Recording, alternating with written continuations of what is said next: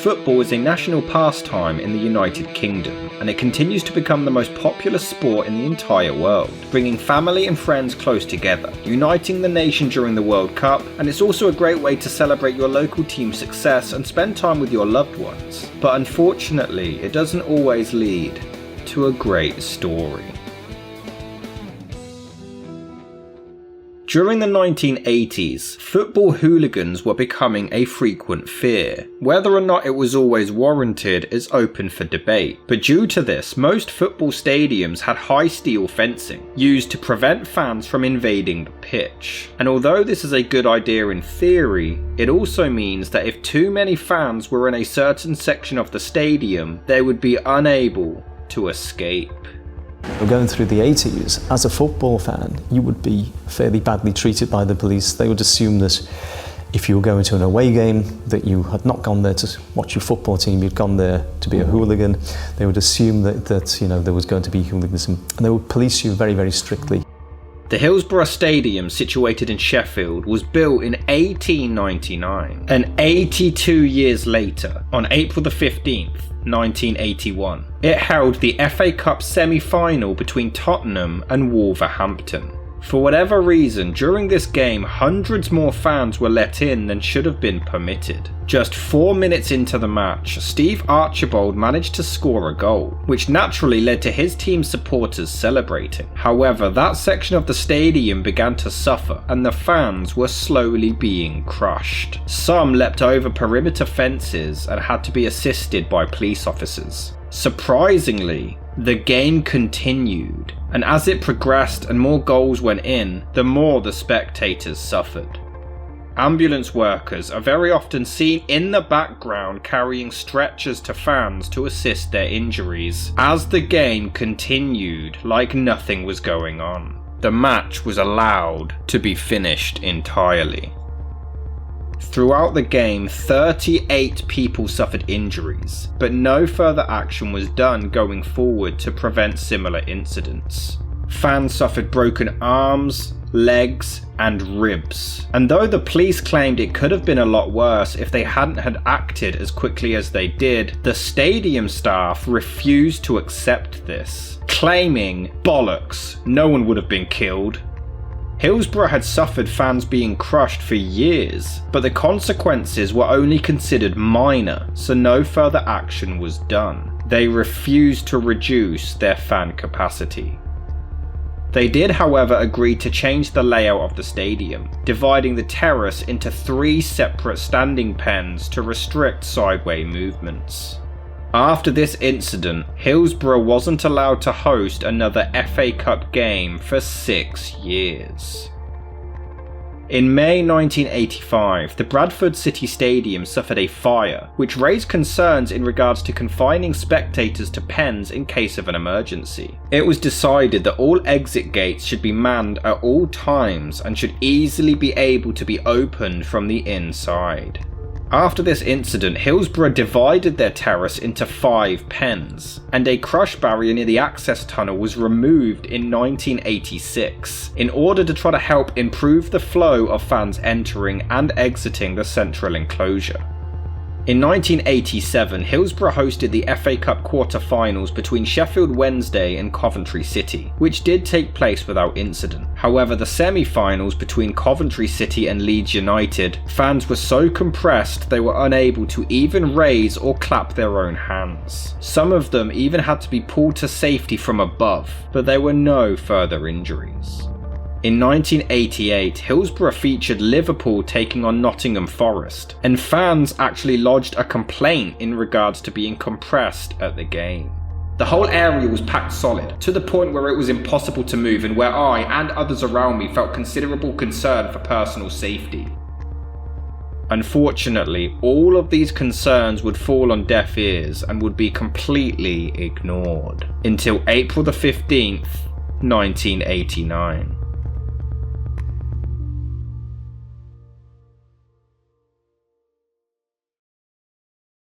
It was the FA Cup semi-final at Hillsborough Stadium, Liverpool versus Nottingham Forest, kicking off at 3 p.m. It was a day that started off with so much hope and optimism. and kind of childlike excitement. It's the semi-final of the FA Cup. If you'd asked me where I wanted to go on the 15th of April 99, yeah, it was to that match. And full of expectation. We had a fantastic team at that time, very entertaining team. Of course, walking down to the ground with that anticipation, getting into the ground with that anticipation, I didn't have a hint of what was going to come. Radio stations pre-warned fans to not attend the game if they didn't have any tickets, but they were more concerned about hooligans showing up and not the safety of those in attendance. The Chief Superintendent David Duckenfield was in charge of organising the event, but he had never planned a sold-out football game before and had no prior training or experience. The east end of the stadium was able to fit 29,800 Nottingham fans, while the north and west end only could hold 24,256 Liverpool fans. This was already an issue. Liverpool had more fans, but there was still a much larger area provided for Nottingham supporters, in an attempt to avoid rival fans crossing over. Furthermore, the turnstiles that would normally be used to enter the north stand were off limits, so the entirety of Liverpool supporters had to enter through a single entrance, known as Leppings Lane. We would later find out that Leppings Lane didn't have a valid safety certificate and hadn't been updated in 10 years. So we managed to get to the Hillsborough area of Sheffield round about sort of 2 o'clock. So we said, okay, we'll park up, we'll find a pub, we'll go and have a drink, and then we'll make our way to the ground. When we got into the pub, it was actually mainly Nottingham Forest fans in there. It was a really good atmosphere. Everybody left, in pretty good spirits and in good time to walk through the park and get to the ground. And that was really the first time that I began to think that something was not quite right and something was very, very different. We went in a minibus. It wasn't even a minibus, it was a van. So we had we'd made our own seats in the back of a van, so it was like a blacked out. There was no windows in this thing. It was just a load of people piling into the back of a van with little sorts of seats that we'd made ourselves and a little table to play cards and some beer and stuff. And just a load of excitement, really. Excitement, nice weather. Couldn't wait to get down there and get to the game. The weather was lovely, so I had me away shirt on, so I just thought I looked cool in, Took me lucky scarf, so we were nailed on to win. And it was just a sense of great anticipation. Just your average 20-year-old lad who loves the footy. This was great. It was a lovely day, and there was nothing unusual about it other than, that we were going to an away match. It was the usual people kind of, queuing up, excited, singing, and it just took forever to get in the ground. There was one or two alterations in the way that the police set them up the year before. I remember walking down a side street on the north stand side of the grounds and getting stopped by police at one end of the road and tickets checked and searched, and walking the length of the street and getting stopped again and tickets checked and searched and let go. Well, there was none of that in '89. Those of us who were trying to get into the Leppings Lane end of the ground, the Liverpool end, were quite perturbed and angered at the lack of adequate policing.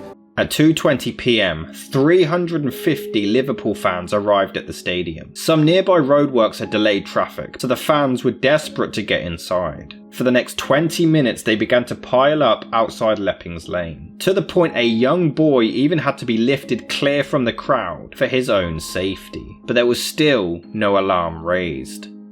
When I'm watching the footage and I'm seeing people outside the ground, spectators going in, and I identify somebody that's half an hour later has probably lost their life, in the back of my mind I keep saying to myself, stop, turn round, don't go through that gate, don't go through that turnstile, don't head towards the tunnel. At 2:46, commentator John Motson did notice the sheer amount of people waiting in line, and realised that the number was uneven between both areas of the pen, even acknowledging this on the air. Well, you look at the Liverpool end to the right of the goal. There's hardly anybody on those steps. No, to the right of there, that's it. Look down there. The congestion was building up. The turnstiles were so narrow. It was like a hole in the wall, bricks missing in the wall kind of thing, and people were getting pushed towards that, and I could just there was just a feeling of congestion, but I went through the concertina gate that was opened in the end because there was so many people trying to get through those turnstiles. I think we were amongst the last to go in the grounds, and then, down the tunnel. Most fans arrived shortly before 3 o'clock, but couldn't safely be sent through the turnstiles. Most people provided tickets to the wrong turnstiles, or were simply refused entry. However, due to the huge crowd behind them, they were unable to be sent back. Inside, players entered the pitch, but spectators couldn't even get inside yet, leading to the police considering delaying kickoff to allow fans more time to get inside safely. But they decided against this, and the 3 PM kickoff would continue as planned. 5,000 fans were attempting to get through, so in an attempt to avoid any injuries, the police opened a large gate, often used as an exit, for them to gain access. 2 more were then opened, and thousands of fans poured inside. The terrace wasn't full when I got in at 2:15, and it built up steadily, as you'd expect, as you'd want to. I was looking forward to being in this terrace. Bit of bouncing around, bit of jumping up and down. If I'd had the chance to buy a seat, if I had a chance of a better spec, I wouldn't have taken it. I was exactly where I wanted to be. In the world, in that moment, I wanted to be behind that goal. I must have been amongst the last, certainly the last couple of hundred or a few hundred to go into the pens. So I couldn't understand why there was such a surge.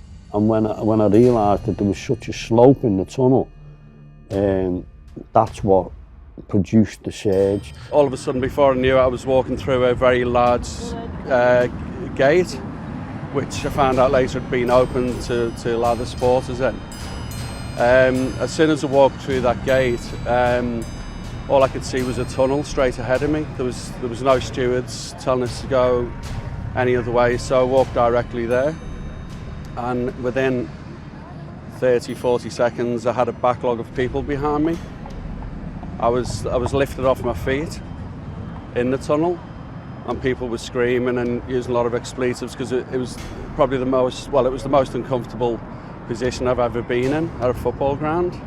And I knew that we were going to be in dire straits. The crowd swept me to the left into pen 4, and I was just praying that was the end of it and I was going to be okay, but it was still tightly packed. I went down the tunnel into Leppings Lane end, and it was just so tight you couldn't move. And I shouted to my mate who just got a few feet in front of me, and I shouted to him and I just said, "Let's just get out of here and go and watch it in the pub because there's too many people." And he sort of agreed. And when I tried to move, I was paralysed from the neck down. I couldn't do anything, so it was all I could move was my head. And then it's just an overwhelming panic set in then because I suddenly realised that I couldn't move if I wanted to. There was no way out of the situation I was in, and that was when the panic really hit. I believe that what has happened today has done sport in general a great disservice, speaking generally, but in particular, I believe that it has put back our return into Europe, as far as football is concerned, many years. I am horrified and disgusted. But at the same time, I must emphasise the fact that I did not see any evidence of bad behaviour on the part of Liverpool supporters. Indeed, I saw the reverse. I saw a tremendous amount of enthusiasm before the game. In fact, outside the ground, I was very impressed. There was no sign of any trouble, nor was there inside the ground until the invasion took place. And people were pushed to the front because I think the gates were opened at the back. By whom, I don't know. As I understand it, there was major pressure on the turnstiles at the Leppings Lane entrance when 3,000 or 4,000 people who arrived at the ground within 5-10 minutes of the kickoff were endeavouring to gain entry. They eased as they could that pressure by, first of all, closing the gates, the perimeter gates outside the turnstiles, and then allowing the crowd at the front of the turnstiles to come to the side, and a gate was opened, a concertina gate, and a number of people were admitted to the ground through the gate. Some of them apparently without having their tickets checked. Well, I don't know. That has been said. I would have expected that there would have been a check on the tickets. I wouldn't have expected that people would have been, if the reason for doing it was because of a perceived possibility of fatality or injury, that the ticket becomes slightly less important than the objective that caused the gate to be opened. Thousands of enthusiastic football fans rushed through a narrow tunnel into 2 overcrowded pens, creating severe pressure at the front. Hundreds were pressed against one another and the fencing around them, but the others behind them weren't aware of the situation, so they continued to enter. A member of the police force usually stood at the front of the pen for this very purpose, to monitor capacity and to direct fans to alternate pens, but for some reason on this particular day it wasn't done, so the fans were never directed and naturally headed straight for the pen directly in front of them. The crowd moved and I got slammed against the barrier just to the left. The pressure nearly split me in half. It was that intense. I could obviously feel so much pressure. I prayed. I'm not religious, but I prayed silently, and I couldn't understand the position I was in because I'd never witnessed anything like that before. It seemed like a lifetime, but I actually believe that I should have been dead. There's no other way out of it. It's a very near-death experience. But it was also a very lonely experience for me because I just didn't feel I could say anything to anyone. I just stood there in complete silence. It was a very surreal kind of incident. And then I lost my footing and realised when I regained my footing, I was on the terrace, but I was facing back the way that I'd come, you know. Well, I just felt like, it was like something I'd never experienced before. I feel like my arms are outstretched and I'm lying on my back and my legs are outstretched and my vision's black. 3 p.m. hit and kickoff began as planned, while hundreds more fans continued to pour into the stadium. Nobody even noticed a problem until Liverpool goalkeeper Bruce Grobbelaar heard nearby fans screaming for help. It wasn't like the surge that you had before. You could hear creaks because of the metal barriers being bent, and it was eerie because it was not a yay, it was and as if air was being let out of the people. Some began climbing out of the pen, leading to the police trying to stop them and even pushing some of them back inside, believing that it was a pitch invasion. I remember shouting to a policeman. Now, bear in mind, in all this noise and in all this distress, I was close enough to the fence to make eye contact with the policeman, and I remember shouting to him, and I didn't swear. It was almost in slow motion. This young police officer just mouthed at me and pointed at me, and he just mouthed, "Get back." Now, I had no room for manoeuvre. We were trapped. You've seen the images of the people crushed against that fence. That's the view that policeman had. When they were literally staring people in the face who were dying in front of them, they were first of all unwilling and then I think incapable of going to their rescue, because people were dying in front of them. Human beings were dying in front of them, and I can only assume that their attitude was, well, they've brought it on themselves. If they're going to behave like that, they've brought it on themselves. It's their fault. Just 4 minutes into the game and Peter Beardsley took a shot and hit the crossbar. There's the corner and the crossbar saving. Leading to a surge of excited Liverpool fans cheering in pen 3, which caused one of its metal crush barriers to completely give way. We hit the crossbar, and so there's a great roar, and then there was a surge. You could, just like a... They came up the field, the ball went into their pen, and as I went to get the ball, you saw the faces against the fence, and people saying to you, "Bruce, can you help us? Please, they're killing us." And I'm thinking, well, who? And then when I picked the ball up and I realized that you could see the surge come again, I put the ball down, kicked it up, I turned around, and you saw the people getting up to the top into the stands. And a lot of the fans and a lot of people were saying, "Get down, you silly thing, you can't come up here, we're full." But they didn't realize that they were standing on bodies. we wanted to get out as quick as possible. I always remember Peter Beardsley hitting the bar because that would have killed hundreds. Because the difference between a ball going in, anyone who goes to the match will tell you the difference between a ball hitting the bar and a ball going in the net is huge as a reaction as a fan.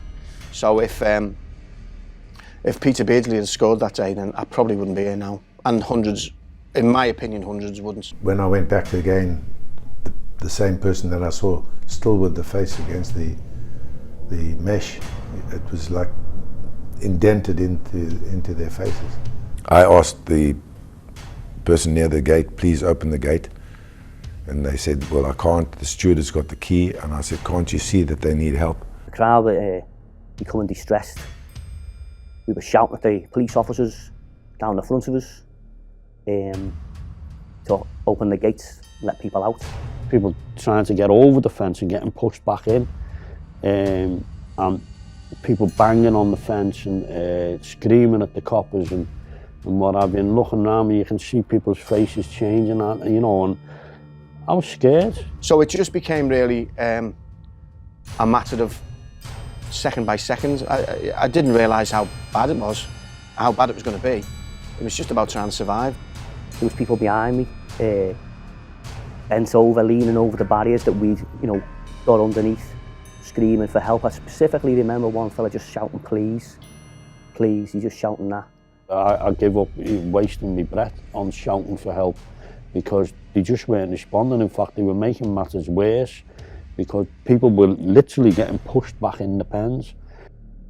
I was with me mate and we were right next to each other and we were obviously talking to each other. So my hands are up here like this. And we were talking and we noticed a couple of lads had been crawling over the heads of people down to the gates at the front and trying, you know, and basically had seen escape. There's a little gate about the size of a small door at the front of the terrace. And we'd seen a couple of people manage to crawl over heads. And I hadn't thought of that. But in the vulnerable position I was in, I thought this was my only way out. And I agreed it with my mate and he was able somehow slowly to just inch by inch move very slowly. I couldn't tell you the time, how long it took, but he was moving himself up slowly. So I was able, because my hand was like that, at some point I was able to grab hold of his trainee and he sprung onto the top of the crowd. And I shouted at, get me out, but he had no way of leaving himself, like crowd surfing. And he went down the front and I seen him escape and I thought, well, okay, me next day, I hope. And I was trying to lever myself up and some fella who was obviously crushed up against us, who we wouldn't recognise if he was sitting next to me now. He held his hand out and he went, yeah mate, and helped me foot and it was dead surreal and I'm on top of this crowd in this crisis. Everyone was on edge. Was that person injured? Were they dead? People started trying to lift themselves out of the crowd around them to try and get out over the gate. And what was happening with some people, and it happened to me, was that a guy next to me put his elbow up, put his hands onto the shoulders of people in front of him, and in doing it, he put his elbow into my neck. And I couldn't breathe as it was, and then that was just forcing me windpipe even more so. There was an officer at the front, and it came up dead quick, obviously, because it was quite close to the front. And as I came up to I went to grab the top of the gate to get out. Honest Busy grabbed hold of me, like by ear, and he pushed me back and said to me, and I quote, you fucking swat. We were in this difficult situation, being packed, of us being crushed, but not being able to go any further because of the radial fence next to us. You had fans shouting, there's people dying at the front, move back, and yet police were pushing people back in who were trying to escape. My mum and brother got tickets for Hillsborough and I didn't. I watched the match live on TV. I couldn't understand why people were walking on the pitch. You knew something was wrong. There was a guy next to me who had like dark, lank hair, sweaty, he was really sweaty. And it was almost like we looked at each other because we both realised we've got to get out of here. And I've struggled for many, many years with who he was that I left in that pen. And did he become one of the 96? Because in my mind, and physically, I had to stand on them to get out. 4.5 minutes was when the ball went out on the left-hand side. and I just looked back and I noticed that the gate was being opened. At this point, Superintendent Greenwood ran onto the pitch to get the attention of referee Ray Lewis, and the match was stopped just 5 minutes after kickoff. And the police are on the pitch to tell the referee to stop the proceedings because there is danger here that the crowd is going to encroach upon the pitch because of overcrowding at the back of the goal, and the referee is taking the players off the field. So this FA Cup semi-final has been interrupted after 6 minutes because of crowd problems here. Capacity of Hillsborough 54,101, and it would appear that too many of them are on that terrace behind Bruce Grobbelaar's goal, and Ray Lewis, the referee, is doing the sensible thing in taking the players away off the pitch until the South Yorkshire Constabulary sort out the problem. I think it was Roy Evans who ran onto the pitch and said, "Get yourselves off," because myself and Stevie Nicol were trying to see what we could do to help, but we were told to get off the field as soon as we could. We got a hand on our shoulder from one of the coaches and they said, "Get into the dressing room." You have chaos with fans on the field, I'm afraid to say. Clearly something has gone badly wrong at that end of the ground where the Liverpool supporters are. The game has been stopped, nothing is happening. Scared, panic. I got upset pretty quickly, I was crying. The shouts then throughout the crowd to, "Let's get this boy out, let's get this kid out," and people started to pass me down, amongst the crowd at that point. The feelings were just, I can't describe them. I've got young boys of my own, and to think of them going through those kind of feelings, frightens me just thinking about it. Well, I just come on the pitch to do what I could do is open people out on the boards from around the ground, and then just people just lying there with the jumpers they had on or the coats just wrapped down the face, left to one side, and everyone was like attending to people like was sort of breathing or attending to breathe, and there was just kids and fellas just lying there blue. We're in the air, went outside, and it was just shocking. It was heaving. It was bad. It wasn't as bad as in there though. And then everyone's saying to the police there was only 2 mounted horses there, and they were doing nothing. They were just riding, riding through people, doing nothing. They were just doing nothing at all. Did you just open the gate? So everyone's saying to the police, open them gates, and there's an official who said, "Don't open the gates," and I quote him on that. And they opened it, and there's about 10,000 people just rushed into that middle bit, and there was nothing down for you. There was nothing down. I was lucky. I've got an explanation for what's happened here, BT. I'm going to give you a line. And the story emerges that one of the outside gates leading into that terrace was broken. People without tickets got in, were therefore overcrowding the people with tickets, and that's why the crush occurred. That should be passed on to grandstand as well. And at the moment, my colleague Alan Green has left us here at the commentary positions, gone down to the dressing room area. What's the scene, Alan Green? Well, there's some chaos down here because many of the injured people have been brought through into the dressing room area to receive treatment. I've just been speaking to Graham Kelly, the Chief Executive of the Football Association, and there are unconfirmed reports that a door was broken down at the entrance to the end that is holding the Liverpool supporters, because one of the surprising things about all this trouble, of course, is that it's obviously been caused by squashing. There are simply far too many people in the Liverpool end. The geography of Hillsborough is such that the Liverpool fans had to go to the northern end of the ground and the Nottingham Forest fans to the southern end of the ground. And that means that Nottingham Forest actually had a greater allocation of tickets for this match. It didn't suit Liverpool last year, it didn't suit Liverpool this year, and Peter Robinson, their chief executive, certainly complained about the choice of Hillsborough as a suitable venue for this cup semi-final. The desperate fans climbed the fence or forced open a small gate to escape. Once safe, they would make holes in other fencing to try to rescue others. They attempted CPR on those in need and even used nearby billboards as stretchers. Spectators poured onto the pitch while the football players were all rushed to their dressing rooms and advised that the game would continue in 30 more minutes. There was no real talking. One of the fans came in and he said, "I've seen 10 dead bodies already and it's a disaster." So Kenny ushered him out because he didn't want to upset the players. And then the referee came in and said, "No, the game's been called off." And this gentleman's kind of pulled me out and got me onto his shoulders, done what he can to reassure me I'm going to be fine and everything's okay. he was trying to joke with me, he was trying to just keep me positive, you know, focus me on something other than what was going on around me, really. Underneath my foot, there was a body. I can only describe it as a body, and a human being lying there underneath. I think you'd distinctly feel it with my right foot. And so for excruciating 10 minutes or so, you think, well, that person's in a pretty bad way. They must be dead or dying straight from the start. What do I do about that? And the decision, there was no decision to make. My reading of the situation then was to try and reach down, even by a millimetre, to lose the position I was actually in, where I could breathe, would be to be sucked down and to just commit suicide. Essentially, I had no chance whatsoever of rescuing the person who was underneath my foot. None whatsoever. It's impossible to describe the situation.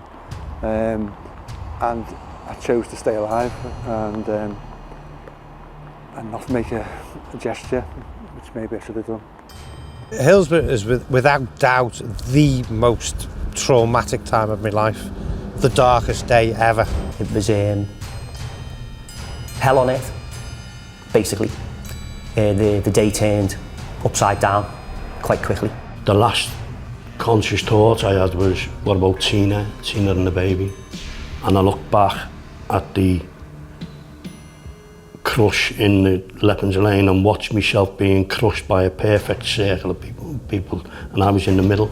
The last thing I remember is that cloud tunnel, and then there's a blank. At that stage, I think we were near enough to Pen 2 then. There was people in Pen 2 putting their hands through the fence and kind of giving you a bunk over into Pen 2, and that's what happened to us. We managed to escape into there, and from there we got out onto the pitch. It was John that picked you up and scooped you up, and you credit him really with saving your life at a very terrifying time. At the time, John, how old were you? Only 16, so I was only a little nipper myself. It was a bizarre situation to be in at the time, but yeah, I was only 16, and so was many other young people there at the time as well. It says a lot for you, I think, at the age of 16, that your instinct was to help those around you in this must have been terrifying situation, not to run away. And Joe wasn't the only person you helped, was he? No, he wasn't, but there was thousands of other people doing the same thing that day. Well, I'll rephrase that. There was thousands of Liverpool supporters doing exactly the same thing that day, helping out. And ever since then, the survivors really, I would say, have been heroes. The next thing is I feel being battered on my chest, as if I'm getting all on my torso, and I can't feel my arms and legs, but I'm getting thumps on my chest. It might have been CPR, and people have picked me up and passed me back in the crowd. I don't know, but that's the way I make sense of it. Hillsborough ground control, go ahead. The urgent message, a fleet of ambulances required to Hillsborough. A fleet of ambulances, please. Over. Some fans were unfortunately stuck inside their pens and died of compressive asphyxia. Paramedics, police officers and stewards on the pitch were all overwhelmed and unsure what to do in this situation, leading to extremely poor communication and slow reaction times. It was absolute bedlam. There was nobody in charge. People were being pushed left, right and centre. It was the police had just gone to bits. There was no control, no orders had been getting through. A medic didn't arrive until 3:12, when most people were already dead or most likely dying. Victoria and Sarah Hicks had become separated from their father, who left the pen to buy a programme. This would end up saving his life, but he would unfortunately lose both of his daughters. Some fans from above managed to pull some people to safety, but others were unable to, as they were far too tightly packed in. Ambulances arrived on the scene at 3:16, but they struggled to get inside the stadium, and they weren't told if the injured were being brought to them or if they needed to go to the injured. There was also no announcement given to the other spectators around the stadium, some of which chanted, not realising the severity of the situation, and they were simply told that they were just unable to leave, but no explanation was given. As soon as we got rid of all the injured people safely to the hospitals, You won't be able to do that if you rush out to the ground. We'll let you know and you can leave the stadium in safety.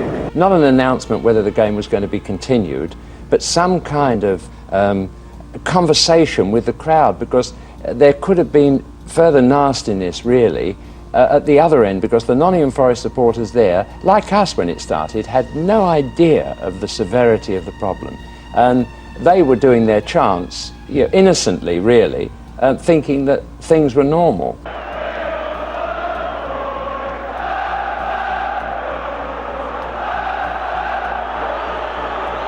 42 ambulances were on the scene, but only 2 managed to actually make it onto the pitch. In total, 149 people were taken to hospital.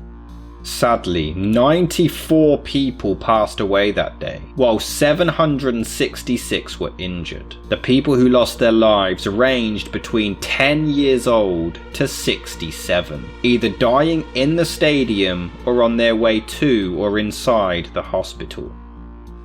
We didn't say much to each other. We got on the bus with their families. 1.5 hour, 2 hour journey back to Liverpool, was listening to the radio, and the radio coming through 20 bodies, 25 bodies. And I think it was when we got to 30 bodies, we switched off the radio and waited until we got home and saw what had unfolded. And in those days, there's no mobile phones, so you'd pick a landmark and say, well, we'll meet there after the game. And I waited there at this place, the pre-arranged place, and I waited for what seemed like forever. So I waited for ages, and there was other people coming back in the street and everything, and then sometime later, my 3 friends who I came to the game with come round the corner together, and they ran to me, and we hugged each other. And people like to shake hands when they meet each other these days and hug each other, but back in the 1980s, young men didn't do that. It was very emotional. When you were all together after the game, because you were walking around in the days, you didn't know where you'd parked the van, you didn't know where you were going. And I ended up in a fruit and veg shop, and they just said, you need to phone home. And I phoned my parents and said, I'm alive.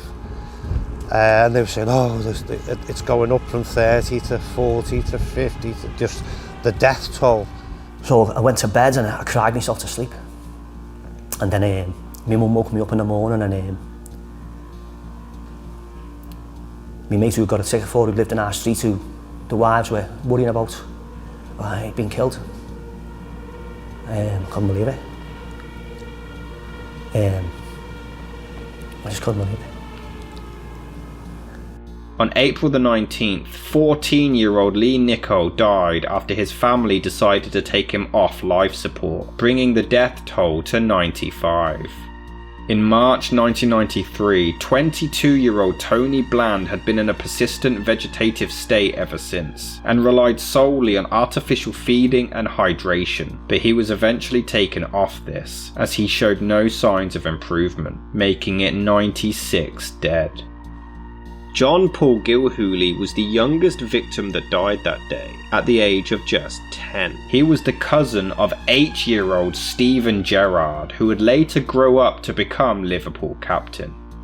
Well, obviously really shocked and deeply saddened to see the scenes at the time live, and hearing the news over the radio and on TV and stuff, and being completely and utterly shocked, and wondering at the time whether we had anyone there that we knew really close and personal, but also feeling exactly what every Liverpool fan was going through at the time, because I'm sure everyone was wondering, did they know anyone who was at the game? And then obviously going to bed that night and thinking about it, lying there in bed and praying, if you like, and keeping your fingers crossed that it didn't get any worse to what we'd already heard. And unfortunately for myself and my family, we got the dreaded knock the next morning to say that a member of the family was at the game and had been tragically killed. It was a difficult time to know that one of your cousins was at that game and had been crushed, and seeing his mum and his dad and his close family, the reaction on their faces and stuff helped to drive me on to become the player I am today. The oldest was 67-year-old Gerard Barron, the brother of former Liverpool player Kevin Barron. Condolences soon flooded in from across the globe. The UK government donated £500,000 to the Disaster Appeal Fund, while Liverpool Football Club provided £100,000. In just a few days, they managed to raise £1 million. You took the time, the trouble to go to some of the funerals, and I know the other players did as well. Was that an important part of the process for you of connecting with those affected? Yes, it was. And you explained to those families that, yes, it is a tragedy, but we're going to help each other. And it did, it helped tremendously. Going to the funerals with those families, going to speak to them, and you keep in contact with them. Many of the survivors suffered alcoholism, drug abuse, failed marriages, or post-traumatic stress disorder. After witnessing such a tragic event, the Hillsborough disaster remains the biggest tragedy in football history. On Monday, I tried to go to school as normal, and when I came home, there was a social worker sitting in the kitchen, and she told me that we were now orphans, and we were wards of court, and we were going into the care of social services, as there was no adult to look after us. Our mum was our only parent. So it was absolutely devastating. It was, I mean, by that stage I was just completely numb. I had chronic post-traumatic stress disorder for many years. PTSD it's called, and the main thing is called survivor guilt. You find it very hard to interact. You feel guilty if you're enjoying yourself. And that goes on for, that was years of not really, you can understand why people lost the plot, like, because you feel really guilty. Loss of sleep, nightmares, flashbacks, noises, crowds, really angry in crowds for no reason. Difficulty on having any ability to concentrate for long periods, and shame. What happened that day is ingrained in your memory. You don't forget things easily about that day. Changed me totally as a person. I've just missed the life that I could have had with him. And for Claire and Paul, I can't talk about it. There's birthdays, important birthdays that have been missed. My wedding day. He's now got 2 granddaughters, and it's just all things that he'd have loved to have been a part of that he will never be a part of. The lad I went with on the day can't even speak about it up until now, and I know a lot of people can't, so those of us that can have to be, I think, the eyes and the ears, and we have to speak. So it's important for us to keep telling the truth, keep letting people know how terrible this was. It's been a black day for football. On a sunny afternoon at Hillsborough, Sheffield, no fewer than 93 football supporters died in the most tragic accident for the sport ever in this country.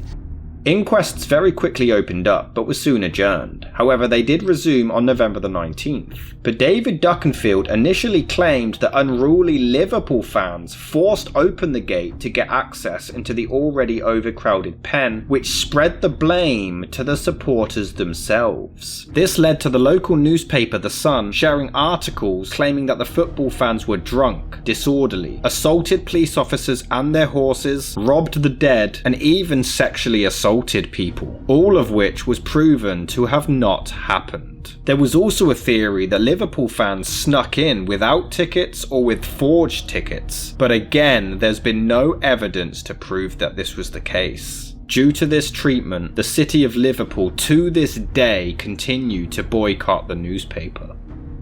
I got a phone call off a friend on that morning, and he said to me, "Have you seen what the newspapers are saying about us?" And I said, "No." And he said, "Well, they're saying we were drunk, ticketless, and we robbed from the dead." And that was just that was just a hammer blow. When that headline came out, I was absolutely outraged. I could have killed the journalist. That's how annoyed I was. The last thing on my mind was that it was our fault. I mean, I'd seen acts of heroism that were just dumbfounding. You know, I'd seen people ripping advertising hoardings up to use as stretchers. I knew what had happened because I was there. I also knew the BBC cameras were there. So it's dead plain, innit? That's what happened. I got a ticket for me mate. He was killed in the same pen. He was a nice family man. He had 2 nice kids. They're still nice people. The media were blaming him, and me, and my mates. And he did nothing wrong. And neither did I. And the other one I don't really agree with is that the Liverpool supporters were completely innocent, because they weren't. I am sick of seeing on television and reading in the press these instant experts, doctors and a few lawyers who all seem to know more about our job than we do, telling us what we should have done. That if there'd have been police officers just inside those gates that day, funneling people into the outer areas, then this wouldn't have happened.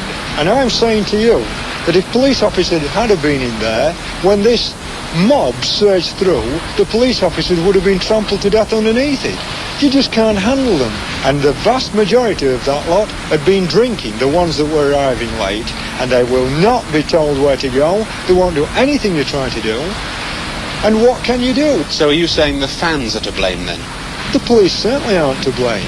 Because if the fans would do what the police are asking them to do, there wouldn't be any problem, because people would be orderly. And if people were orderly, they wouldn't have these problems. You can't crush all those people if people were orderly. It's just not possible unless you know where to tie down. Fans were blamed, and whatever lies you've heard, whatever lies you may have read, the fans were blamed when actually it was Liverpool fans who were making stretchers out of the advertising hoardings so that their friends, their fellow supporters could get medical help as quickly as possible to get the injured to a place where they could be helped out and possibly saved from dying. It was the Liverpool fans in the upper tier at the Leppings Lane end that were reaching down and trying to pull out their fellow Liverpool supporters from that death pit that was beneath them on that terrace. So for me, I just remember watching all that and thinking that the Liverpool fans were heroes. When you're trying to control that number of people, when they refuse to be controlled, refuse to be directed or guided where you're trying to get them in anything like an orderly fashion, that makes it almost impossible and almost uncontrollable. Well, I think the important thing to establish is that it's not hooligan related. I mean, this wasn't a direct result of hooliganism. I mean, that's the first thing to substantiate. You can say impatience and fanaticism perhaps outside the ground and for the game, but not direct hooliganism. When my brother had finished the statement, he said that they weren't really concerned about my mum. They were more concerned about how much she'd had to drink. And I have the statement here, and this paragraph, the final words are imprinted on my brain, and I think I will never ever forget them. I mean, you can clearly see here, whilst at the match, neither my mum, Marion, which they spelt wrong, or any of her friends had any beer or anything to drink. So they're asking a 13-year-old boy? Yes. About that? Yeah. I think that it would be wrong for me to discuss the detail of it at this stage, because I might give the wrong impression, and that would be incorrect to do so. We were taken to a room with a large window, which was glass was amber, and behind that window in another room, Steve was on a trolley, and we got asked, "Is this your son?" and he said yes, and that was it. Remember two major features of the Hillsborough disaster. People were late arriving at the ground, and another factor of the Hillsborough disaster was people attending there, some people attending there, were the worse for drink. All I'm concerned about is finding the cause of the tragedy and making sure that such a thing cannot happen again. I welcome the tribunal. And I have never made any comment about the behaviour of fans, because the behaviour of fans and the behaviour of policemen and the behaviour of many other people during that event are matters for the tribunal and not matters for public discussion. What do you define as an emergency situation? No comment. Can you clarify whether you were talking about a build-up of spectators outside the turnstiles or not? No comment. Do you know who opened the gate? Yes, I know who opened the gate. Can you tell us? No, I wouldn't want to comment about it. Did the police instruct the steward to open that gate? You will understand that the opening of the gate and the surge on the ground are two, as I am aware, two. Yes, I thought that. And I think that it would be wrong for me to discuss the detail of it at this stage, because I might give the wrong impression, and that would be incorrect to do so. Did the opening of the gate result in the surge that caused this terrible fatality? That's what I've just said. There is nothing that I know that would show the connection between the two incidents. The gate was opened at police direction. I am not aware of any connection between the opening of the gate and the surge on the terrace. You know, it's heartbreaking to see a youngster, he could be no more than 9, get trampled. And, you know, I understand he died. It's heartbreaking. But I mean, we've had an event which happened in another in another country. Now we've had it on one of our own grounds, and I think we've got to have a rethink. Not about identity cards or such in this, but there's obviously problems, mistakes, human mistakes made over admissions. People have been showing me tickets with the counterfoils. I don't think there was any evil or violence today. I think it was a natural disaster. My information again is that that stand was not over capacity, that there was capacity for at least another 2,000 or 3,000 people to go in, and that is confirmed by the record, as I understand it again, of the computer controlled access at the ground. There was a certain amount of criticism saying that Liverpool is the better supported club, ought to have been at the other end. With hindsight, would you do it differently? I don't think I mean, if you were telling me that that was a factor in the event, I don't think it was. There would be tickets allocated to Liverpool, and Liverpool would have been given that particular stand. The reasoning that went into the decision as to who had the Leppings Lane stand and who had the other end is a matter that I wasn't directly involved in, but I presume that all the factors were weighed. If Liverpool had had the other stand, then the Nottingham Forest supporters would have had this one. You can't mix them, and therefore there are only two ends, so one team gets one end and the other team gets the other. I don't know whether there was a conscious decision to limit the number of tickets to Liverpool as opposed to Nottingham Forest. I shouldn't have thought so. After the Bradford fire disaster, I thought it was established that there should be a facility for gates in the protective fencing to allow the public to spill onto the pitch to avoid exactly what happened today. What facility is there of that kind at Hillsborough? Hillsborough is one of the best constructed and organised grounds in the country, as far as I'm aware. Otherwise, the FA would not continually allow these major matches to take place there. All the people who are involved in the safety of sports grounds, all those who consider these factors, are quite satisfied with the situation that applies at Hillsborough. But are there gates in that fence along behind that goal? We're getting into detail now. I think there must be. What would you have to say about the opening of that gate by the police that we've just heard about? Is it your supposition that people came into the ground that ought not to have been there, people without tickets or people with forged tickets? We've got no evidence that people who got into the ground either had forged tickets or in fact weren't in possession of tickets. But obviously it's too early to comment further on that matter. Why do you suppose there was such a crush outside the ground? I mean, you consistently hold FA Cup semi-finals. This problem hasn't happened outside the ground seemingly before. Why did it happen this time? Was it not well policed, did you feel? I think it was policed as was last year. Really, it obviously is a repeat of last year's semi-final, but it seemed to appear from looking at the counter on the computer that the Nottingham Forest supporters were into the ground very early, but the Liverpool supporters were very much delayed. Whether that was by traffic or whatever, I'm not really sure. Can I just ask you one question about the gate onto the pitch from the barrier at the front there? It's a very narrow gate. It didn't allow many people to get through, hence they were climbing over or being pulled up. Have you got a comment to make about that? Well, only that the gate is regularly tested. It conforms to the requirements of the local safety committee, obviously under the terms of the Safety of Sports Grounds Act. Have we now got to rethink this whole situation about doing something to make them easily collapsible? They seem to be the root cause of injury and death today, that people could not escape the crush, could not easily get onto the pitch, could not find the small door, had to either climb over or be hauled up. Well, quite simply, Des, we're in the hands of the safety experts, we're in the hands of the local authorities who issue the safety certificates, we're in the hands of the people who know technically the requirements as far as keeping crowds segregated and controlled are concerned. And if the situation needs to be reassessed in the light of what happened today, then so be it. But some local authorities... Well, don't you think it needs to be reassessed?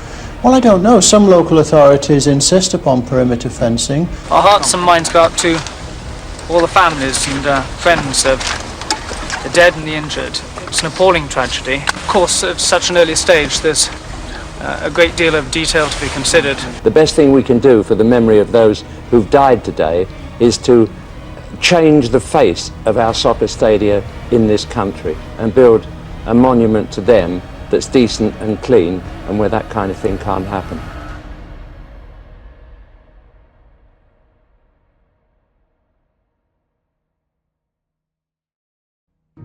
Coroner Dr. Stephen Popper claimed that the inquest was limited to only up until 3:15 p.m, 9 minutes after the game was stopped, as he believed by that point the fans were either dead or brain dead. This, however, angered families of the victims, who blamed the police and emergency services for their delayed reactions after this time. Furthermore, Kevin Williams was a 15-year-old who lost his life that day, and his mother Anne was outraged as he actually died after 3:15, with several witnesses testifying that he showed signs of life as late as 4 o'clock. One paramedic even claimed that she held him as he died around this time, and his final word was mum. 41 people therefore had evidence that they had potential to survive after the period of 3:15. Anne appealed for this decision to be overturned, but it was denied. It was initially ruled down as accidental death, but this caused further backlash, believing that it should be unlawful killing or manslaughter. Lord Justice Taylor claimed that the police are lying by saying they had no way of possibly knowing a disaster like this could ever happen, due to very similar incidents in the same stadium taking place years earlier, and no precautions being put into place to monitor capacity. The Central Pens had a capacity of 2,200, which was already too high and should have been 1,693. However, around 3,000 were let inside. The fact that Liverpool supporters were given a much smaller area was overlooked, as it's believed the incident would have happened either way. The police refused to acknowledge any blame on the emergency services. On April the 15th, 1999, for the 10-year anniversary, a memorial was placed outside the stadium paying tribute to the 96 who lost their lives. In February 2000, Superintendents David Duckenfield and Bernard Murray were both prosecuted, as the tragedy was clearly foreseeable and they were therefore deemed negligent in their line of duty. At this point, Duckenfield now admitted that he was the one who opened the gates to let fans through, and he lied and told others that the supporters had forced them open 11 years earlier. I said something rather hurriedly, without considering the position, without thinking of the consequences and the trauma, heartache and distress that the inference would have caused. It was a major mistake on my part. I have no excuses. I apologise unreservedly to the families. However, he soon retired due to depression and post-traumatic stress disorder from the event, and Murray was unavailable for trial, so they were both acquitted. On June the 25th, 2007, the River Don burst its banks and the memorial suffered some minor damage during the flood but was quickly repaired.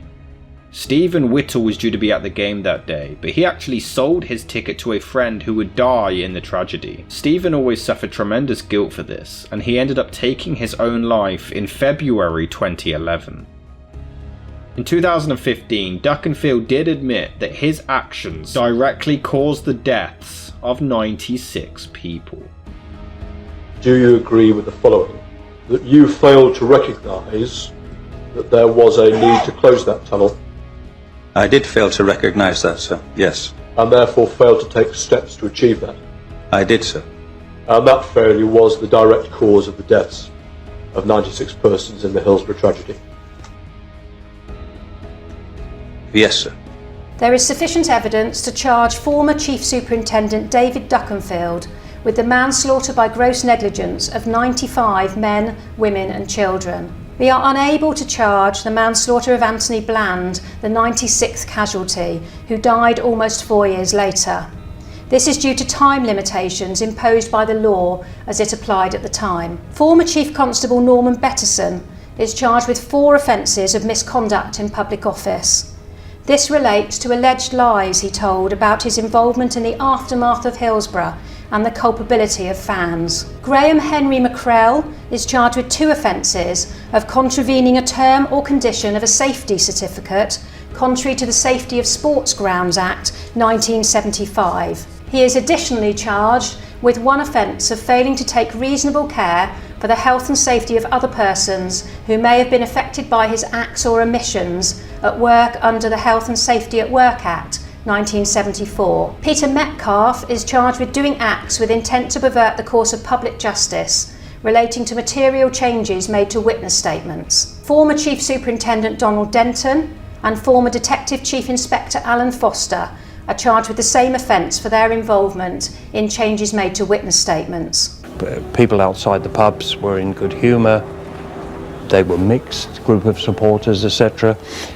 Mixed meaning Liverpool and yes, Nottingham Forest? Yeah, in different areas, so they were all together and they were in good humour, etc. When I received the typed up version, it says that these spectators were pissed. Pissed? Yes, so they changed the word of mixed to pissed. What do you think's gone on here? The handwriting, I must admit, from the police superintendent isn't particularly good, but I'm sure that anyone that actually would look at that would identify that the word is definitely not pissed. I was definitely carrying something, some kind of weight on me that was lifted that day. Then the inquests gave some justice, because now these people are recognised to have been unlawfully killed. And the Liverpool supporters and those who were killed themselves and those who survived the pens and those who witnessed those horrific events were emphatically cleared in the inquests of any blame at all. You know, for 23 years of my life, I've been painted as a drunken, ticketless murderer. And a lot of it was to do with the lies that were printed in the Sun newspaper. I mean, the boycott of that paper in Liverpool now is stronger than it's ever been, which I think says something about the character of the people in Liverpool. Hillsborough is a life force. Hillsborough is a social dynamic, you know, and the energy of that is such that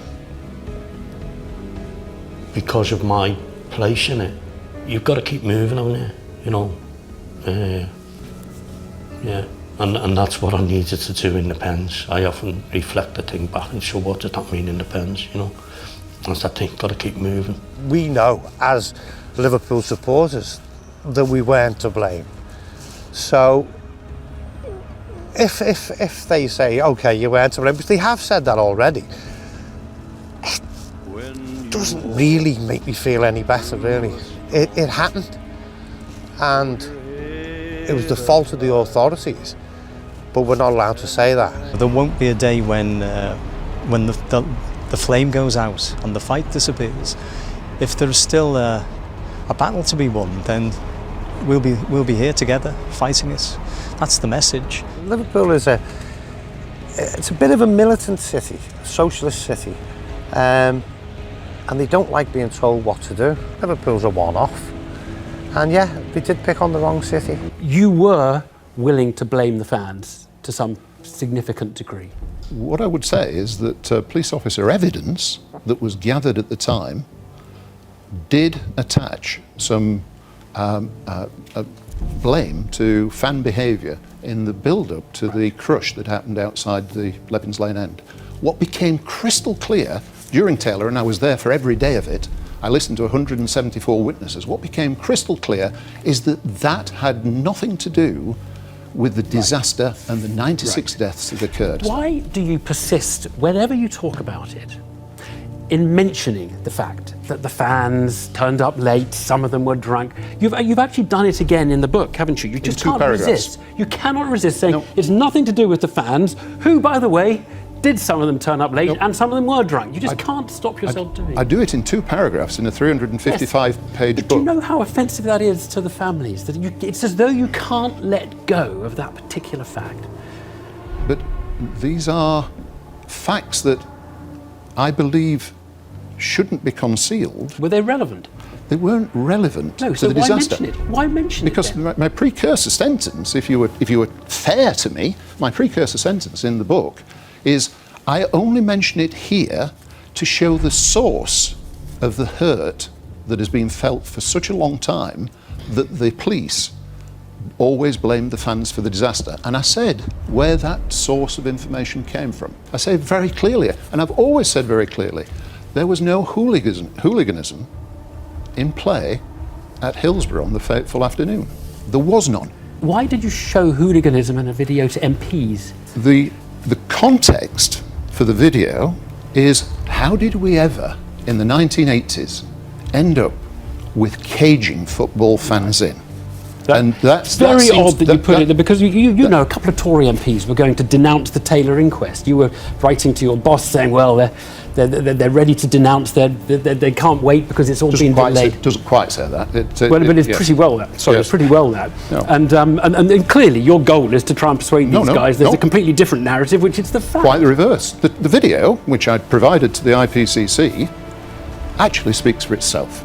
If I was writing a book and people had accused me of confusing this and saying all the things that you've said, I probably wouldn't re-mention all the accusations of the fans, even to absolve them, because you know it's upset them. I'm hoping you've read the book that I've written, because actually what I do say is, in the next 2 paragraphs, I will mention simply as a source. It's a bit rich, isn't it, for you to write a book after this tragedy, to write a book about confirmation bias, looking for evidence to suit your view. You guys were doing blood tests on dead bodies to see if they'd been drinking alcohol. Talk about looking for evidence to try and make a case to fit what is convenient. This was an independent panel. Do you accept that they were independent or not? Yes, what I accept is that they were the best people to do that research and write that paper. Nobody else could have done it, and nobody else could have reached the conclusions that led to a new inquest. The primary blame for the deaths in that April afternoon was the police. That was what the conclusion was 16 weeks after the disaster. That's been reaffirmed in the recent coroner's inquest. With a lot more detail. What's been covered up in the between times?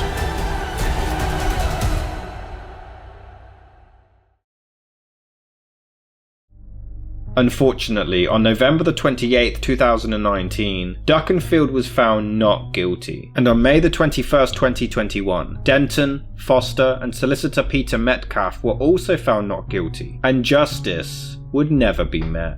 The only person charged was the stadium safety officer, Graham McCrell, who was found guilty of negligence and given a fine.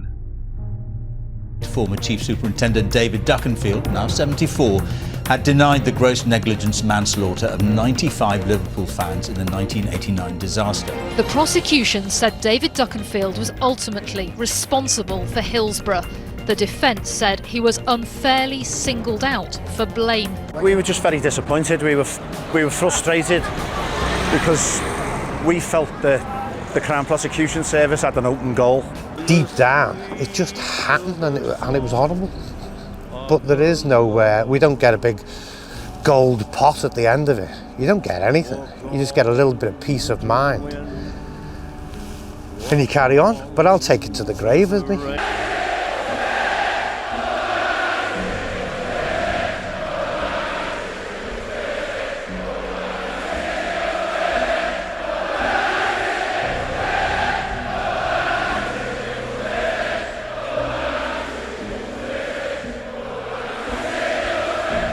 You're an absolute disgrace. You're not a man.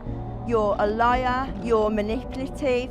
You're cowardly. You're spineless. And if you were my father, I would be thoroughly ashamed. And what upsets me the most, Mr. Duckenfield, is that my brother came to a football match to watch his team play. You had a duty of care to my brother, and you failed my brother, because we all know where you were, Mr. Duckenfield. The match commander on the day was drinking, and the Liverpool fans were called the drunken, tickless hooligans. There was only one drunk that day. I don't think one man can be the figurehead or the whipping boy for the whole of the tragedy that unfolded. I don't hate the man, I don't hate anyone. I feel dreadfully sorry for him right now. The age he's got to, and he's lived with this for 30 years. I mean, I wouldn't like to swap his mind, his thoughts, his emotions for anything in the world. I get angry that so many people have died who shouldn't have died. They died because the state chose to cover up and conspire to cover up the facts of how people died at Hillsborough.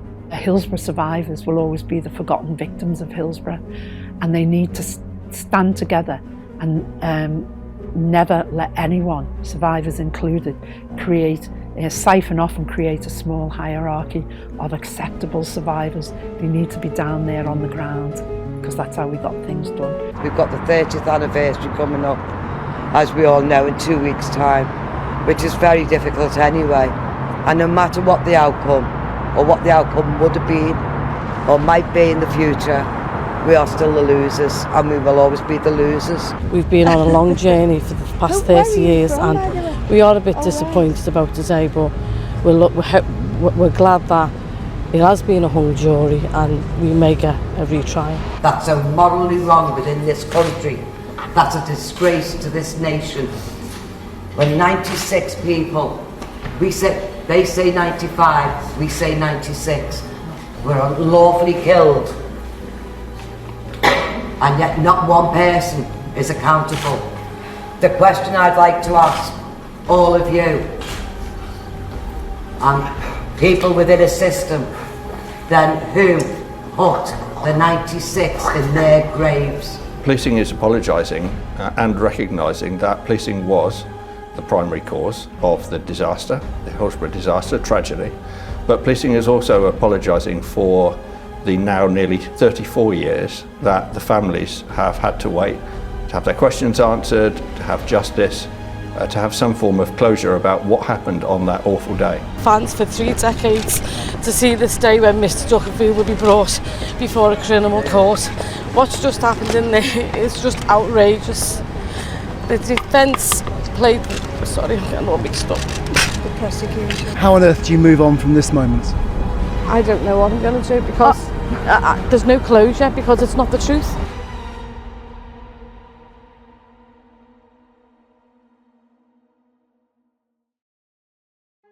Andrew Devine was a survivor who, much like Tony Bland, was in a vegetative state for years. In the late 90s, he actually emerged and was able to communicate using a touch-sensitive pad. He became aware of his surroundings and seemed to be showing vast signs of improvement. Sadly, it wasn't meant to be, as in 2021, he passed away due to the injuries so many decades prior, making the death toll now 97 who lost their lives during this tragic event.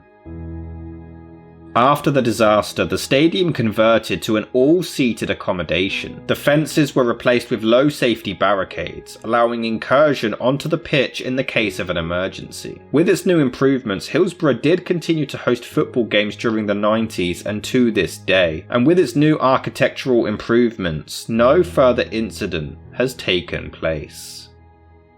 It's very important, as you say, and it'll never ever be forgotten. You know, them 96 people that lost their lives will never ever be forgotten. The people that got hurt. But it's important that them people get remembered individually, not just as a number, as 96. And this club has fought for justice ever since, and will continue to do so. We've stuck together ever since that day, like we always do when times are hard at this football club, and that shows what kind of club we are. It was one of the worst times of my life. But had it been at another club, I think I might, everybody might have been, say, this is it, I don't want football anymore.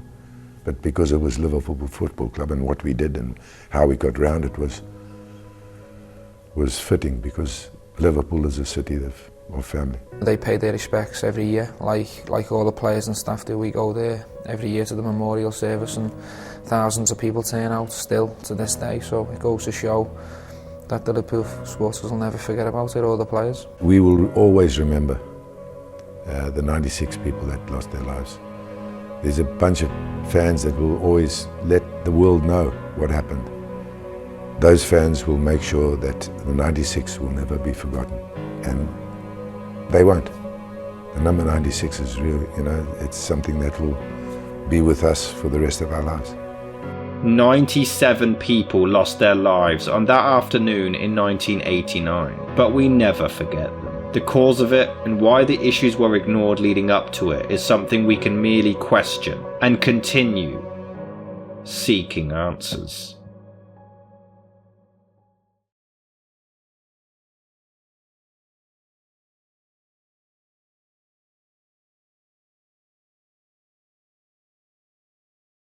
Hello guys, this is Rob from Seeking Answers. I really hope you enjoyed that episode. If you do want to see more, please consider donating to Patreon or clicking that join button below to become a channel member. Unfortunately, YouTube's monetization doesn't really cater to the content that we make, so we do need all the help that we can get. I also realised that not everyone is able to give a monthly payment, so there is now a PayPal link in the description if anyone does want to donate a one-off payment. Doesn't matter the amount, any amount is appreciated. And if you do a one-off payment, you'll be able to request a case for us to cover, and it will really go towards helping the channel out and continuing to grow the community. Any amount is appreciated, and it will go towards keeping this channel alive and making more content, going on location more. You will get perks in exchange, and you will help really give this channel the boost it needs. Thank you for all of your support, and tune in next week for another video.